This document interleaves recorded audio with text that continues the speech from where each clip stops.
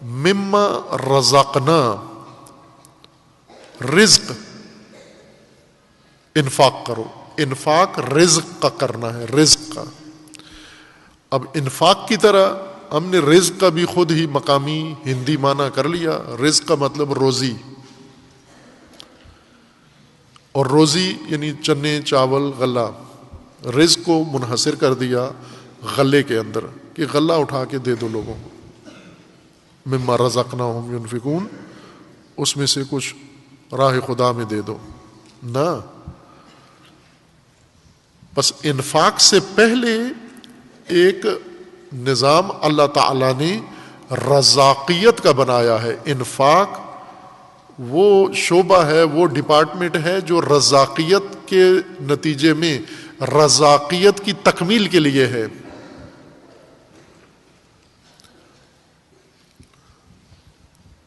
اگر ملک میں فیکٹریاں لگا دیں، کارخانے لگا دیں، صنعتیں لگا دیں، سب کچھ بننا شروع ہو جائے، روڈ نہ بنائیں، جیسا ہمارے وزیر اعظم صاحب کا نظریہ ہے کہ سڑکیں بنانے سے کوئی قوم ترقی نہیں کرتی، اور وہ چونکہ مصمم ہے پاکستانی قوم کو ترقی انہوں نے دینی ہے ہر صورت میں، اور سڑکوں سے ترقی نہیں ہوتی، اس لیے انہوں نے نہ ٹوٹی سڑکیں بنانے کی اجازت دی ہے، نہ نئی سڑکیں بنانے کے لیے وہ سوچ رہے ہیں، چونکہ اس سے ترقی نہیں ہوتی، سڑکیں نہ ہوں تو ترقی زیادہ ہوتی ہے۔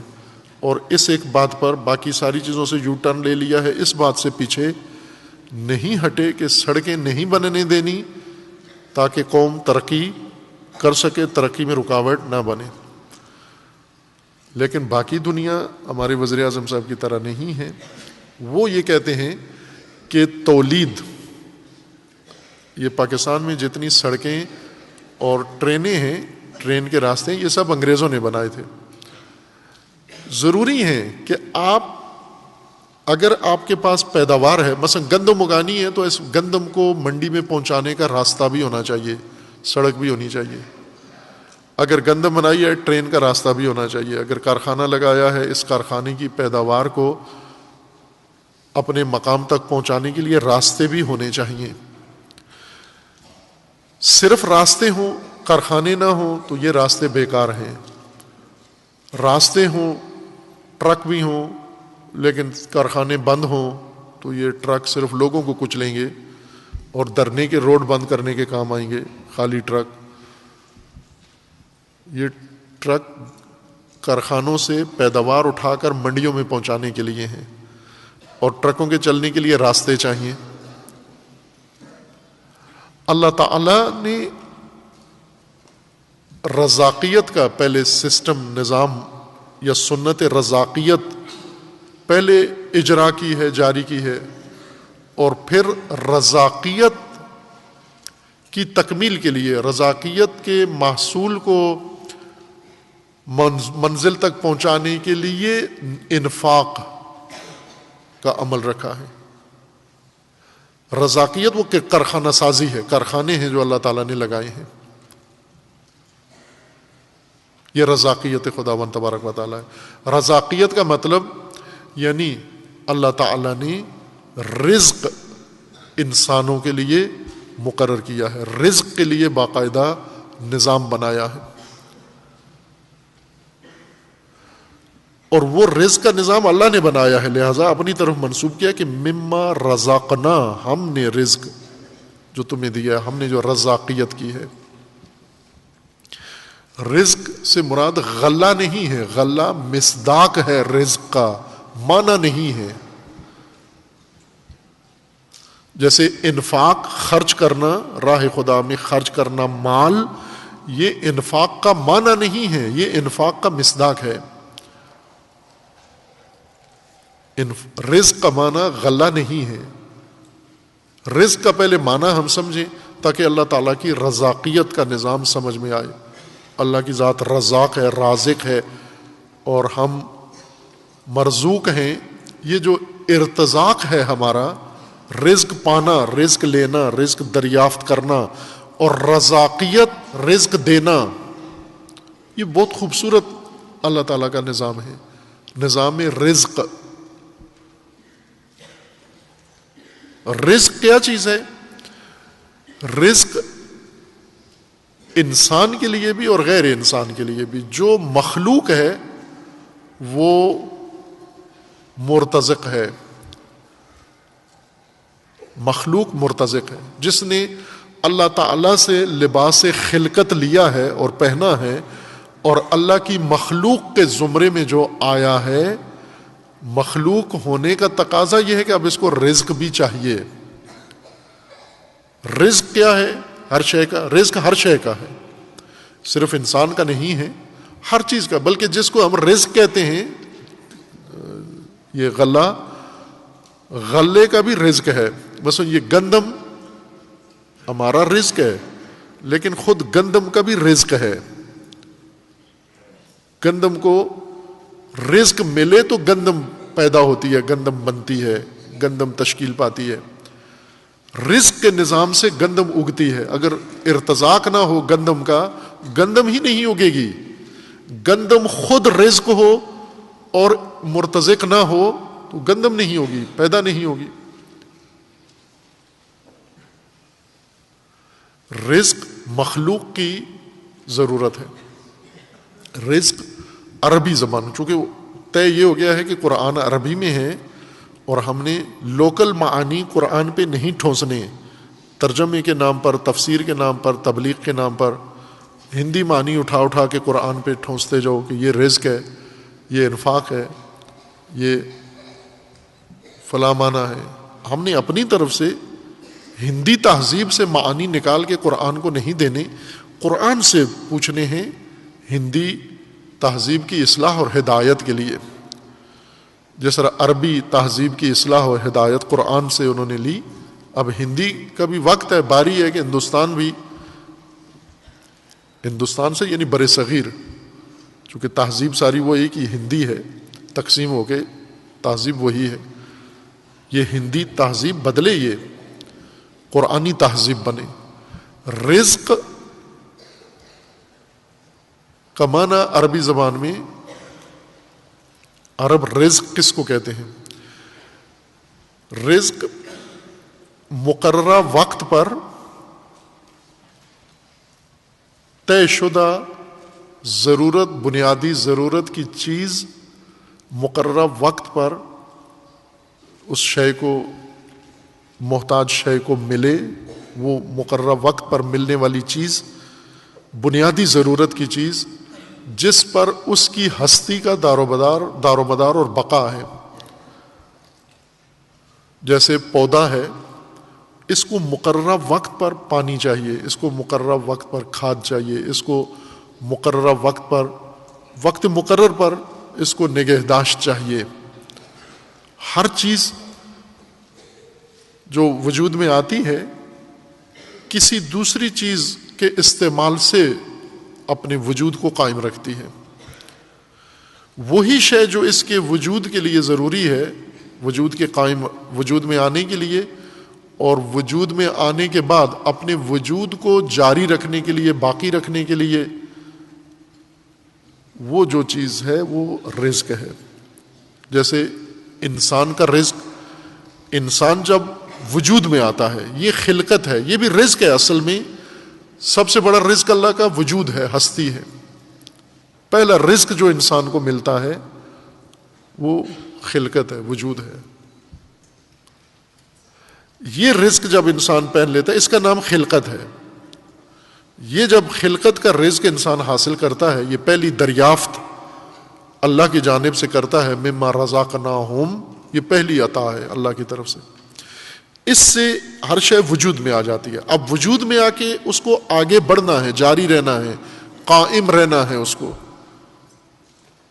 پرورش پانا ہے، اگنا ہے، تناور ہونا ہے، تکامل کرنا ہے، اس نے اپنے کمال کے درجے تک اس نے پہنچنا ہے.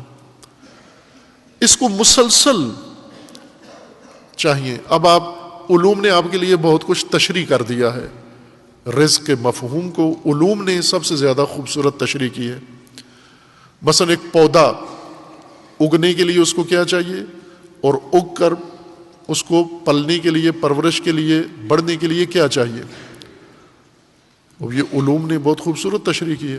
اگر روشنی نہ ہو پودا اگ نہیں سکتا، اگ کے بڑھ نہیں سکتا. ہوا نہ ہو، اس کا بقا، اس کا دار و مدار ہوا پر ہے. ہوا ہوگی تو یہ پودا زندہ رہے گا، روشنی ہوگی تو یہ پودا زندہ رہے گا، حرارت ہوگی تو یہ پودا زندہ رہے گا، پانی ملے گا تو پودا زندہ رہے گا، مٹی ہوگی تو پودا زندہ رہے گا، اور کھاد ہوگی تو پودا زندہ رہے گا. یہ عموماً یہ غیر علمی ضروریات ہیں، لیکن علوم نے جو تشریح کر کے اور ان اجزاء کو تجزیہ کر کے کہ پانی میں کون سی چیز پودے کی ضرورت ہے، مٹی کی کون سی چیز، کون سا جز پانی کی ضرورت ہے. ہر مٹی میں ہر پودا نہیں اگتا، مٹی کے اندر یہ تفصیل، یہ اجزاء ہوں تو پودا اگاتی ہے مٹی. خوب یہ ساری چیزیں علوم نے تشریح کر کے بتا دی ہے، طبیعیات نے، فزکس نے یہ بتا دیا ہے. خوب یہ ساری چیزیں ضرورت ہیں پودے کے لیے. ہر وہ چیز جو پودے کے اگنے کے لیے اور اگ کر بڑھنے کے لیے، پرورش کے لیے اور پرورش پا کر تکامل کے لیے چاہیے، اس کو عربی زبان میں رزق کہا جاتا ہے. ہر چیز یہ رزق ہے. خوب یہ رزق اللہ کی طرف سے ہے. بنیادی ضرورتیں جن پر کسی بھی شے کی بقا کا دار و مدار ہے. یہ رزاقیت اللہ تعالیٰ کی ہے. جو نہیں کہ فقط مخلوق کو پیدا کر کے پھر چھوڑ دیا، نہ، مخلوق پہلا رزق دے کر مخلوق بنائی، اب مخلوق کو بقا کے لیے بہت باریک ضرورتیں ہیں، اس کی لطیف ضرورتیں ہیں. علوم ابھی تک وہ ساری ضرورتیں کشف بھی نہیں کر سکے جو کسی شے کو بقا کے لیے اور تکامل کے لیے چاہیے. یعنی رزق کی پوری تفصیل علوم نے نہیں. فزکس کا اصل کام کیا ہے؟ فزکس کا کام انسان کو ملحد بنانا نہیں ہے، فزکس کا کام مواحد بنانا ہے. یعنی فزکس نے یہ تشریح کرنی ہے کہ ان تمام موجودات، جسمانی موجودات کو وجود میں آنے کے لیے اور وجود میں آ کر اپنے آپ کو قائم رکھنے کے لیے کس چیز کی ضرورت ہے. ان علوم سے تو انسان کا ایمان اور زیادہ پختہ تر ہو جاتا ہے، اعتقاد اور بڑھ جاتا ہے انسان کا. یہ اس وقت ہوتا ہے کہ جب فزکس پڑھانے والے فقط تنخواہ خار نہ ہو، ملازم نہ ہو، معلم ہو. معلم فزکس کا فزکس پڑھائے تو اس کے اندر سے انسان کو نظام ہستی سمجھ میں آتا ہے. لیکن ملازم اگر پیشہ ور فیسیں اور تنخواہیں لینے والا فزکس پڑھائے تو اس کے اندر سے الحاد اور جاب ہی نکلتی ہے. فزکس پڑھ کے نوکری ملے گی، فزکس پڑھ کے انسانیت نہیں آئے گی. رزق کی خوبصورت تشریح سائنس کے اندر موجود ہے. مولانا رزق کی جب تشریح کرتا ہے تو موٹی موٹی چند چیزیں اس سے سمجھ میں آتی ہیں. سب سے ٹاپ پر رزق میں سب سے بہترین رزق حلوہ ہے، حلوے کے بعد بریانی ہے، بریانی کے بعد اور کیا ہے؟ حلیم ہے، پھر آگے قورمہ ہے، اور یہ ساری چیزیں، یہ رزق ہے. لیکن ایک فزکس کے ماہر سے پوچھیں تو وہ ہر چیز کا رزق آپ کو پورا گراف چارٹر بنا کے دے دے گا کہ یہ رزق ہے ہر چیز کا. ایک پتھر کو بھی رزق کی ضرورت ہے، ایک لکڑی کو بھی رزق کی ضرورت ہے، ایک حشرے کو رزق کی ضرورت ہے، ایک ذرے کو رزق کی ضرورت ہے، خاک کو رزق کی ضرورت ہے. ہر ذرے کو، ہر ایٹم کو، ہر ذرے کو، ہر جن کو رزق کی ضرورت. رزق سے قائم ہے، باقی ہے. اگر اس کا رزق منقطع ہو جائے یہیں پہ نابود ہو جائے گا. نہ کہ کمزور ہو جائے گا، بیمار ہو جائے گا، ختم ہو جائے گا. اگر رگ رزق اس کی کاٹ دی جائے، ارتزاق ختم کر دیا جائے، رزق کی بنیاد پر تو قائم ہے یہ. خوب اب یہ رزق جو تمام اشیاء کی بنیادی ضرورت ہے، انسان کی بھی ہے، یہ اصل کارخانہ رزق کا، یہ ضروریات بنیادی کہاں ہیں؟ الرزاق، اللہ کے پاس ہے، خزانے اس کے پاس ہیں. انہیں انسانوں تک پہنچانے کے لیے اللہ تعالیٰ نے رزاقیت کی ہے، یعنی رزق عطا کرنے کا نظام بنایا ہے. رزق کیسے اللہ کی طرف سے پہنچتا ہے ضروری اشیاء تک. اور پھر یہ رزق جن فیکٹریوں میں آتا ہے، جن کارخانوں میں، جن سٹوروں میں آتا ہے، وہاں سے آگے اس کو تقسیم کرنا ہے، انفاق. خلاقیت اللہ کی، خالقیت کی تکمیل. خالقیت ایک ڈپارٹمنٹ ہے نظام ہستی کا. خالقیت نے جو چیز بنا دی ہے، کارخانہ خالقیت میں جو چیز بن گئی ہے، اب کارخانہ رزاقیت نے اس کو آگے بڑھانا ہے. اور کارخانہ رزاقیت میں جو چیز آ گئی، رزاقیت میں، اس کے لیے اب انفاق کے ذریعے سے اس تک متعلقہ رزق پہنچنا ہے. وَمِمَّا رَزَقْنَاهُمْ يُنْفِقُونَ. اب یہ رزق ہم نے تمہارے پاس جو سٹور کیا ہے، بندرگاہ کی طرح کنٹینر سارے تمہارے اندر، تمہارے گھر میں اور تمہاری فیکٹری میں لے آئے ہیں، یہ تقسیم کے لیے ہیں، انفاق کے لیے ہیں. ان کو پہنچاؤ ان مرزوقوں تک، چونکہ رزق ہے یہ رزق سارا وہاں پہنچاؤ. رزق بقا کے لیے ہر چیز، خواہ وہ مادی ہو، جسمانی ہو یا غیر جسمانی ہو. اگر ہم رزق کو اس وسعت کے ساتھ دیکھیں تو غلہ سب سے حقیر رزق ہے، سب سے گھٹیا رزق غلہ بنتا ہے. انسان کا رزق بہت اعلیٰ درجات بھی رکھتا ہے اور مراتب رکھتا ہے. ان مراتب رزق سے انسان بہرہ مند ہو نظام انفاق کے ذریعے سے. خوب اب آپ دیکھیں انفاق قرآن نے کہاں جوڑا ہے، وَمِمَّا رَزَقْنَاهُمْ يُنْفِقُونَ. اور رزق کو کہاں پر رکھا ہے کہ بقا کا ساز و سامان، بقا کا جس کے اوپر دار و مدار ہے، وہ بنیادی اساسی ضروریات، وہ ساری مخلوق کا اور انسان کا رزق ہے. اور یہ اللہ تعالیٰ کا نظام ہے. اب آپ توجہ کریں کہ دراصل انفاق کا مطلب یہ ہے کہ انفاق کا معنی یہ بن گیا، اللہ تعالیٰ نے جس کو یہ رزق عطا کیا ہے، یعنی ضروریات اس کے سپرد کی ہیں، اس کے حوالے کی ہیں، اور اس نے آگے انفاق کر کے تقسیم کرنی ہے سب تک. انفاق کرنے والا دراصل اپنے آپ کو نظام الہی کا جز بنا لیتا ہے. جس طرح ملائکہ اللہ کے نظام کو چلانے کے لیے کارندے ہیں، عملہ ہے، سٹاف ہے. ملائکہ کے ذریعے اللہ کے ارادے عملی ہوتے ہیں، تکوینی ارادے، تشریعی ارادے انسان کے ذریعے. ملائکہ مجبور ہیں اللہ کے ارادوں کو عملی کرنے پر، انسان آزاد ہے اللہ کے ارادوں کو عملی کرنے پر. اس لیے یہ اگر اللہ کے ارادے نافذ کرے تو ملائکہ اس کو سجدے کرتے ہیں، اس کو اپنا امام بنا لیتے ہیں. تو بڑا ہے بھائی، تو انسان گریٹ ہے.